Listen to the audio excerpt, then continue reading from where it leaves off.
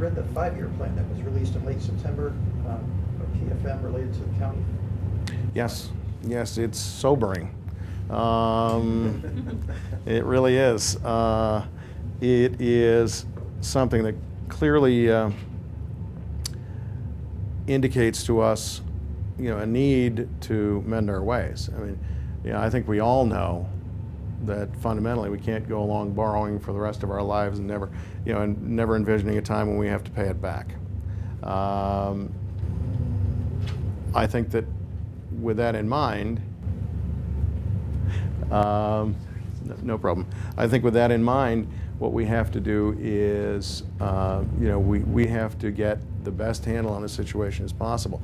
Some of the suggestions that have been made have included, furloughs, maybe a 10-day period where workers are not paid. They're essentially given an unpaid leave. There have been discussions of job cuts, maybe temporary, essentially what amounts to a temporary borrowing over the next 2 years in order to get us on a more sound financial footing. But the reality of the situation is we can't keep going at the pace we're going. Unfortunately, those obligations will be due someday, and we can't continue to refinance them and pretend that they're not going to, that there's not going to be a day of reckoning.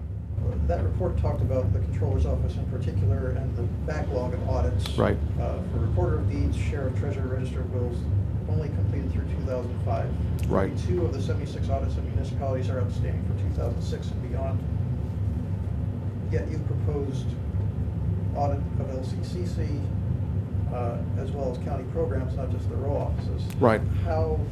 Well, I mean, clearly, I think we certainly have our work cut out for us. I think that the temporary solution may clearly be to bring in a temporary staff to get us up to speed.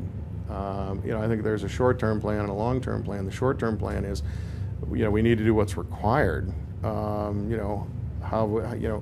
sitting at 2009. How can we have 2006 audits that haven't been done? I've worked in the public sector, the private sector most of my life. Private accounting can't be done that way. It seems like the calendar turns and the auditors are there.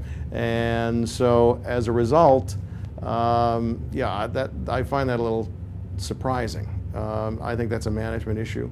Clearly the controller needs to be able to do that. I think that that's where the leadership is required. You need to provide the solution as to how we catch up. Then going forward, I think that we need to audit the row offices. Clearly, that's required under the county code. I think there are other areas that we're spending money that we probably don't have an idea.